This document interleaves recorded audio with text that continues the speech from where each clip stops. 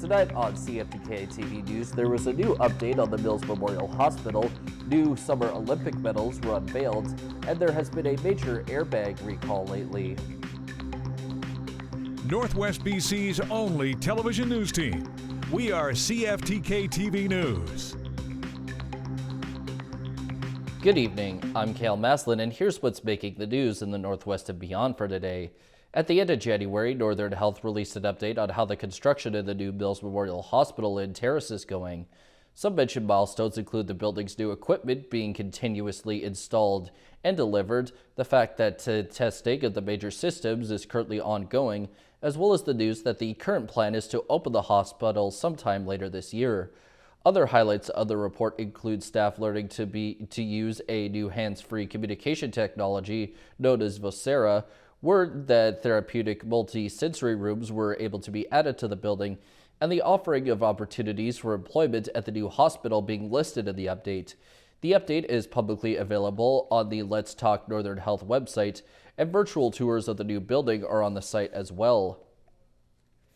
And in more hospital news, a major donation of $25,000 has been sent the way of the new Mills Memorial Hospital in Terrace from a local mining company.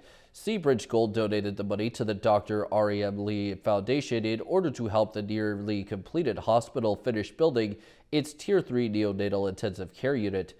Such a unit is said to be capable of providing care to babies between 32 and 34 weeks of age and ones who have some kind of medical condition. This unit will also be important because outside of its services, it's also the first of its kind to be located in northwestern BC. And adding on to the Mills news, there's been word about the new Seven Sisters mental health facility next to the new hospital. The facility is officially open and fully operational to help out people who are dealing with serious mental health issues. The new Seven Sisters is listed as a mental health facility that will exist to help the entire northern region and is twice as big as its predecessor, with it having 25 patient beds, up from 20 in the previous one. Other features of the facility will include a multi-sensory room, recreational spaces, staff and meeting spaces, enhanced security, as well as some more treatment rooms. It's also been said that 5 of the facility's residential rooms appear as more apartment-looking spaces in order to help people transition back into independent living a bit easier. A recent article on the Dawson Creek RCMP's website disclosed a case where a highway patrol officer managed to seize a loaded firearm. This happened back on January 25th and made it the second time that month where officers found a loaded weapon in a vehicle, where they also found suspected drugs and counterfeit money. The more recent case was somewhat similar to the old one, as police got word of a blue pickup truck in the area of 20th Street and 108th Avenue being reported as suspicious. The driver of that truck was eventually arrested under the alleged charge of possession for the purpose of trafficking. A search later discovered that the truck's contents included suspected fentanyl, other drug trafficking paraphernalia, a loaded 12-gauge shotgun and ammunition, and multiple cell phones. If you have more information on cases like this, you are asked to call the Dawson Creek RCMP at 250-784-3700.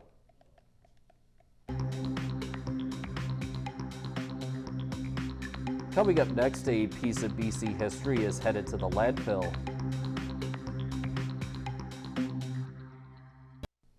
Welcome back. A piece of BC history is sadly heading to the landfill. Last year, there were reports on the dilapidated conditions of the aging structures on the old Riverview Hospital grounds. Now, a century-old fire hall on the site is about to be demolished because of serious safety concerns. CTV's Yasmin Gandam on the loss of another historic building in Coquitlam.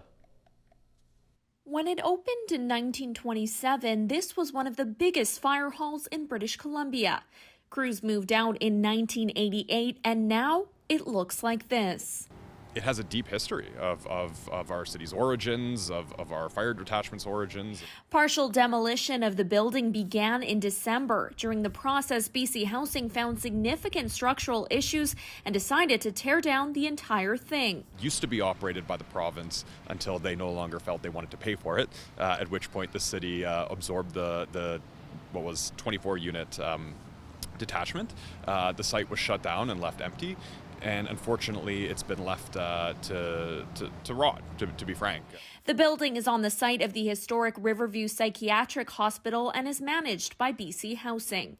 In a statement to CTV News, they say the move is intended to ensure the safety of site users, visitors, and the immediate area. With its century-long presence, the landmark still carries historical significance for the community, and local leaders want to preserve as much as possible. We're really hoping to be able to take out some of the pieces in there, including the siren at the top of the building, that have a lot of significance to our firefighters. It's part of the history and fabric of Coquitlam's Fire Department. There are currently no plans for a replacement fire hall on the Riverview grounds. The 200-acre property has dozens of other buildings similarly falling to pieces. The provincial government still hasn't announced its plans for the site. Yasmin Gantam, CTV News, Coquitlam. The BC government says new regulations will soon prevent the sale of flavored nicotine pouches to children and youth across the province. The product known as Zonic comes in colorful packages and various flavors, including Berry Frost, Chill Mint, and Tropic Breeze. Premier David Eby and Health Minister Adrian Dix say the upcoming rules will restrict the product to behind the counters at pharmacies. The company that makes Zonic says the product is a nicotine replacement therapy meant to help people quit smoking and says its pouches aren't intended for people under 18 years of age. BC's top court has rejected an appeal from a religious group that sought a property tax exemption on its 31-acre island near Swartz Bay, arguing the island is a place of public worship. The Matsuri Foundation Canada is a registered charity dedicated to advancing the Shinto religion, which originated in Japan. The court denied the exemption on its $12.9 million Knapp Island property by the Property Assessment Appeal Board last March. The court sided with the Property Assessment Board, finding that the Matsuri Foundation had not shown that the island was open and accessible to the public, and therefore its principal use was not for public worship. There have been several airbag recalls over the past 2 days involving airbag sensors. The recall includes nearly 67,000 Honda and Acura vehicles. Airbags have been mandatory in Canada for 25 years, and while they're generally considered very safe, problems can happen. CTV's Pat Ford reports. Shelley and Brandon Daigle of Belleville were on their way to a family dinner in December when they loaded their 2 girls into the back of their 2016 Nissan Rogue. When Brandon shut the front door, all the airbags on the driver's side deployed. I didn't even know what happened. It literally sounded almost like a gunshot. All you heard was my kids screaming and powder everywhere. Brandon says he didn't close the door with any more force than usual and says the airbags went off instantly. And I heard my kids screaming, so I opened my door, and that's when I saw the airbag sheet, and I just panicked. Shelley says the loud bang frightened her children. My daughter was like, "Mommy, what happened? Mommy, what happened?" And I was like, "It's okay, baby." She's like, "The car is melting. The car is melting." The 2016 Nissan Rogue has been under recall in the past for an airbag issue, but not for unintended deployment. An investigation found the SUV was not moving at the time and there was no impact, but the Daigles were told the SUV is not under warranty, so the $9,000 to replace the airbags and their $1,500 car rental would not be covered. Their insurance claim was also denied. We're still paying for a car that we don't have. When CTV News contacted Nissan, a spokesperson said the case was still open pending a vehicle inspection. The company later said, "Customer satisfaction is of the utmost importance to Nissan Canada. We will cover all repair-related costs as well as costs pertaining to their rental vehicle." That was great news for the Daigles, who will now have their airbags replaced and car rental covered at no cost to them. From the moment you guys took it over, it was like everything happened so quickly. Thanks, CTV, for helping with our problem. We couldn't have done it without you. Thank you so much. Pat Foran, CTV News. The ongoing wine war between BC producers and Alberta's provincial government is continuing to escalate. CTV's Shannon Patterson has more now on why it couldn't have come at a worse time for BC's producers. Lightning Rock Winery in Summerland isn't only popular with BC wine connoisseurs. We love our Alberta clients. We have a lot of them that want to get our wine there.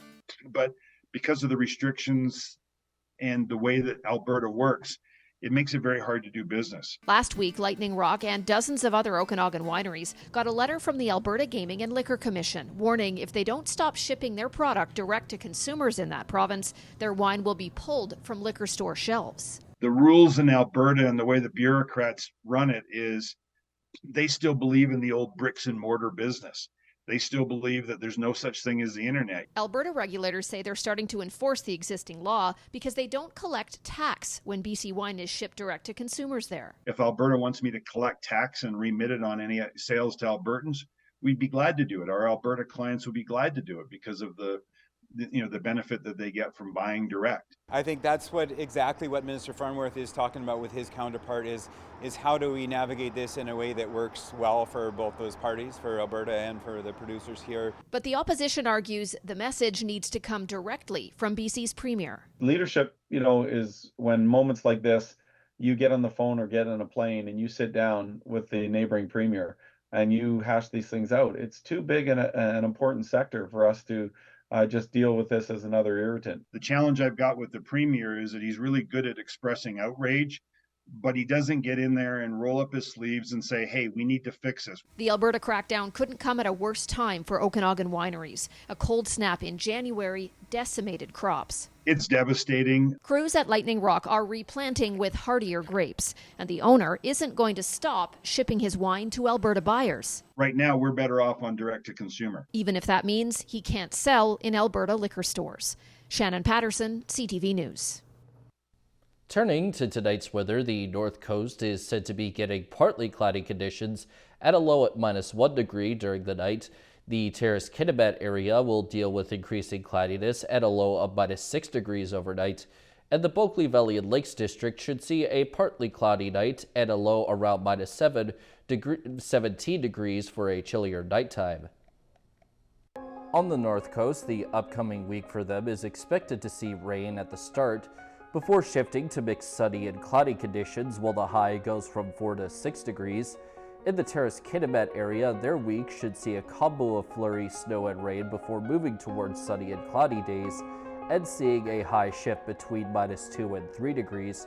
And in the Bulkley Valley and Lakes District, the next week or so is likely to deal with pretty much all sunny and cloudy days, but with flurries mixed in and a high bouncing from -4 to 0 degrees. Checking out the highways now, visit Drive BC for the latest and up-to-date conditions, and as always, drive safe out there. On Highway 16, there is slippery sections, utility work, compact snow and bridge maintenance, plus the Usk Ferry is out of service and the cable car is in effect. Highway 37 has some slippery sections too, while also having various bits of maintenance, some more slippery sections on the Nishka Highway, and the Telegraph Creek Road has slippery sections of its own. And this is what the roads were looking like this afternoon around the region from the view of the province's highway cams.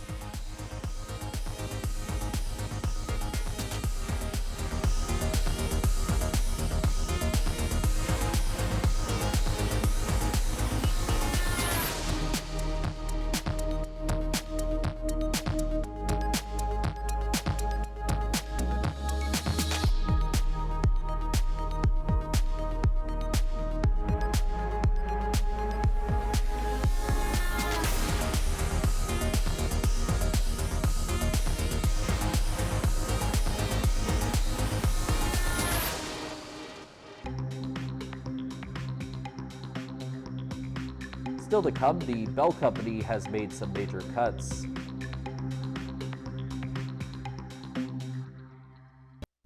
Welcome back. Bell Canada Enterprises says it's cutting about 9% of its workforce, including journalists and other workers at Bell Media.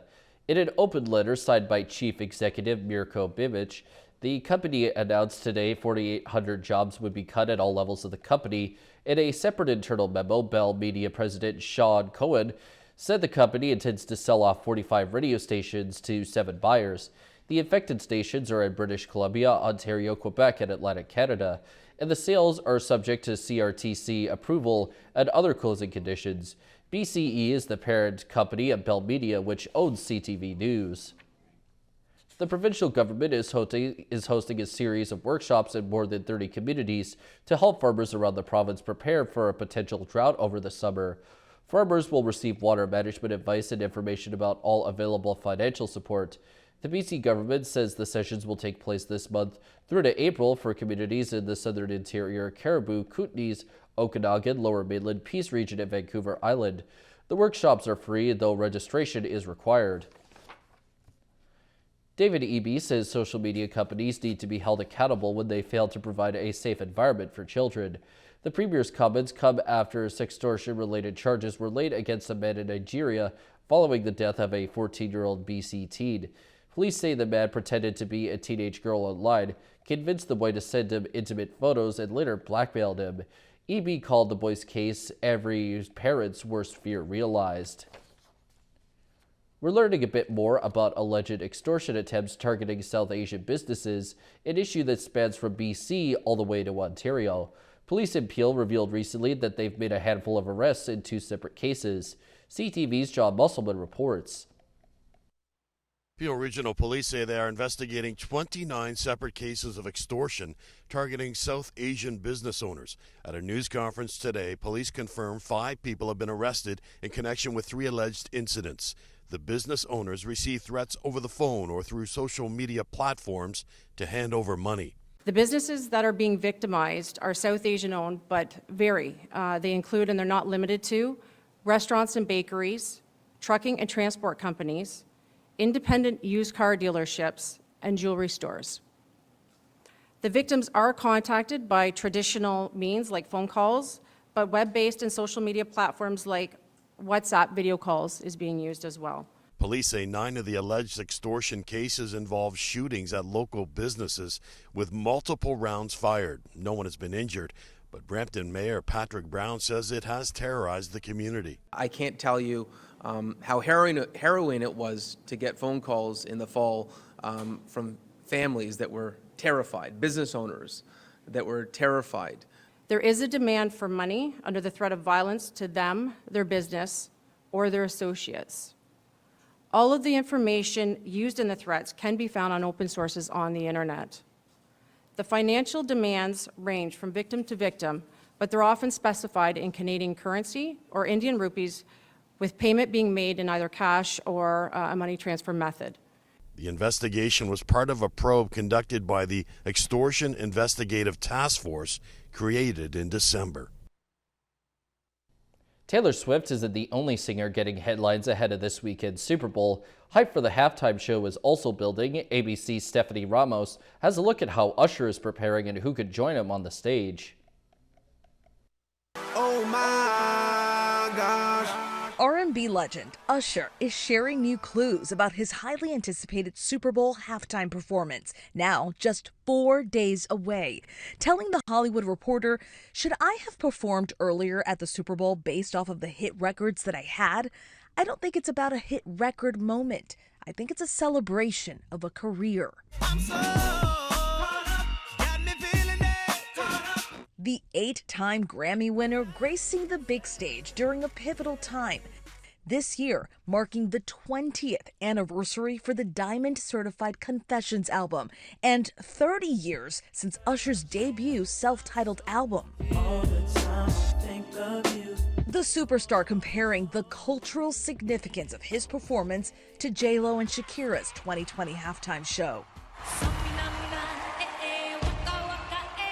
Usher saying, "You look at Shakira and Jennifer Lopez and the fact that they're celebrating their culture. For Usher, it's all about the R&B. To have R&B have the main stage at the Super Bowl is a major thing for me. Hey, obviously, he's a huge hit maker and deserves to be on the Super Bowl halftime show stage, but also as an R&B artist, especially at a time that's as fertile and as exciting as it is for R&B music, modern R&B music, it's really cool that they picked an R&B artist to headline. And now we turn our attention to the stock markets, where Canada's main stock index had a small loss while the U.S.'s markets made some gains. The Canadian dollar is up 0.02 of a cent. The price of gold is down $3.80. Oil is up $2.36. Natural gas is down 5 cents. Aluminum is down $8.50. In Toronto, the TSX is down 49.54 points. The Venture Index is up 2.17. In New York, the Dow Jones is up 48.97, and the Nasdaq is up 37.07. Still ahead is another update on the Canucks season. Welcome back. The Vancouver Canucks have 32 regular season games left, and with the team sitting at the top of the Western Conference, fans are already planning for the postseason. As Cam Mitchell shows in his Ringside Report, the newest Canuck looks like he'll make sure the team is playoff bound. Hughes, long wrist shot, tipped in, Lindholm! The Canucks' newest Swede is off to a stellar start. Elias Lindholm being the difference in the Canucks' 50th game of the season Tuesday night in Carolina. Vancouver finding themselves down 1-0 halfway through the first. Lindholm coming through twice on the power play. Wrist one, tipped in, Lindholm again! How about this debut? Head coach Rick Tocchet saying this is exactly what they scouted him for. We talked about watching him on net front with Calgary, how good he was, but just at the end, that block shot, knowing when to be aggressive, when not to be, just, you can tell. I mean, you know, when you go through the tape, you'll see hockey IQ plays. He was great tonight for us. He was great. Now the hope is that he can continue that greatness for 32 more games. The Canucks continue their 5-game road trip Thursday. It'll be their biggest test of the season. The second place Boston Bruins. Cam Mitchell, CTV News, Vancouver. Athletes who will win a medal at the Paris Olympics will take a piece of the Eiffel Tower home with them. The medals for the upcoming Summer Olympic and Paralympic Games were unveiled today.